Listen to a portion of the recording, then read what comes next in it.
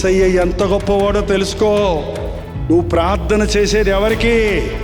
దేవాది దేవునికి, ప్రార్థన ఆలకించేవాడికి, ప్రార్థనకు జవాబిచ్చేవాడికి, అసాధ్యాలు సుసాధ్యాలు చేసేవాడిని ప్రభువుని స్తుతించుని. దేవుడు ఎంత గొప్పవాడో తెలుసుకుంటే నువ్వు అంత గొప్ప వాటి కొరకు దేవుని దగ్గర ఎదురు చూస్తావు.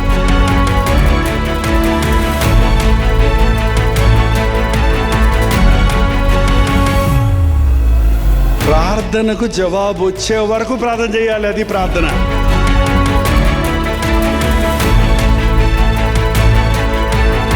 Every action there is an equal and opposite reaction. నువ్వు కోపపడితే కోపమే నీకు వస్తుంది, నువ్వు అసూయ పెడితే అసూయ నీకు తగులుతుంది, నువ్వు బాధ పెడితే బాధపడతావు.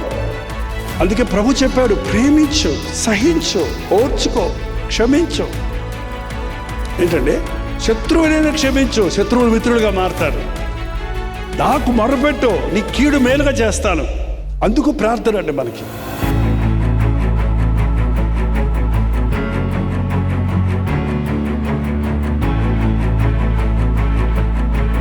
ప్రార్థన ఎప్పుడు కూడా మనల్ని లోకానికి అతీతంగా చేస్తుందండి. ప్రార్థన అనేది ఇట్స్ లైక్ ఎ షీల్డ్. ప్రార్థన ఒక కవచం లాంటిది. ప్రార్థించేవాడు చలించడు చిన్న చిన్న విషయాలకు, కృంగిపోడు లోకంలో ఉన్న కార్యాలకు, ఆశపడడు లోకంలో ఉన్న అట్రాక్షన్స్కి. ప్రార్థన మనకు ఆధ్యాత్మిక స్టెబిలిటీని ఇస్తుంది.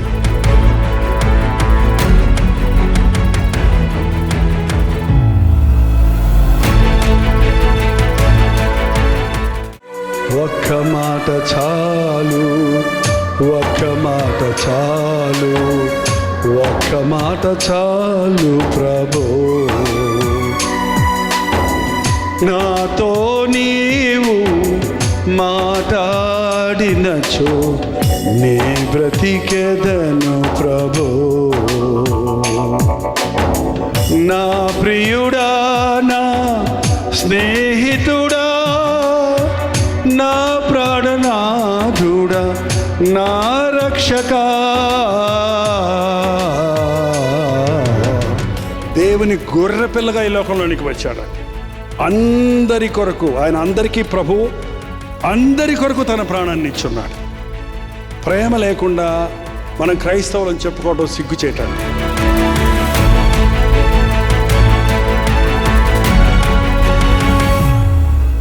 యేసయ్య లోక పాపాలను తట్టుకోలేక మరింత వేదన పడి ప్రార్థించగా ఆయన చెమట నేలను పడుతున్న గొప్ప రక్త బిందువలే అయిందంట. ఈ రోజున ప్రేమ కావాలి లోకానికి. క్రీస్తు ప్రేమ. లోక ప్రేమలు చాలా ఉన్నాయి, క్రీస్తు ప్రేమ కావాలి. నిందించటం కాదు, ఇంకొకరి నిందను నీవు భరించడం నేర్చుకుంటే క్రీస్తు మనసును కలిగిన వారికి ఉంటాం.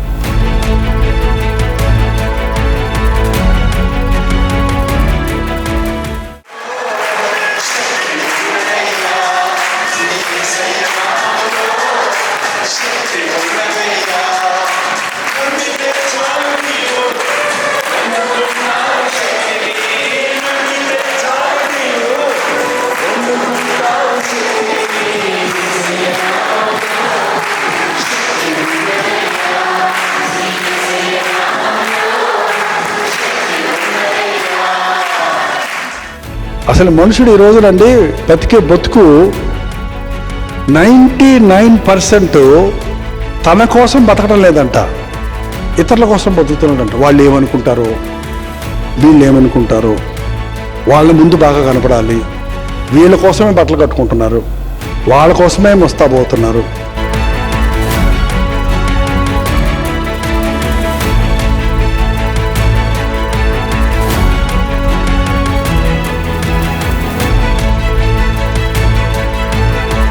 డబుల్ క్యారెక్టర్ అంటారు. ద్విమనస్కులను దేవుడు అసహించుకుంటున్నాడు.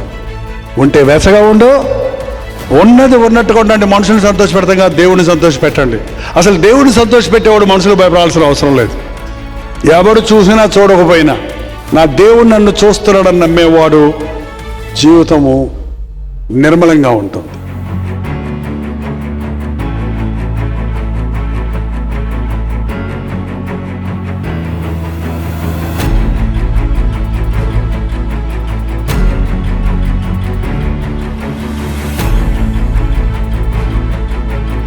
ప్రార్థించేవారు పనిచేస్తారు, ప్రార్థించేవారు సేవ చేస్తారు, ప్రార్థించేవారు ప్రభువును బోధిస్తారు, ప్రభు ప్రేమను వివరిస్తారు, ప్రభు శక్తిని భూలోకానికి చూపిస్తారు. ప్రార్థించిన వారు ఇప్పుడు ఈ రాత్రి ఇక్కడ నిజంగా మీరు ప్రార్థించి రూపాంతర పొందిన అనుభవాన్ని పొందుంటే రేపటి నుంచి మీ జీవితంలో ఆ తేడా కనపడాలి.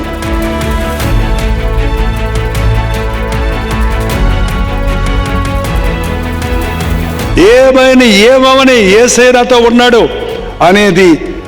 అనే బలం నీకు ఎప్పుడు వస్తుందంటే నీ బలం మీద నీవు ఆధారపడకుండా నీ ప్రార్థనా శక్తి మూల నిన్ను బలపరచు ప్రభు మీద నీవు ఆధారపడ్డప్పుడు.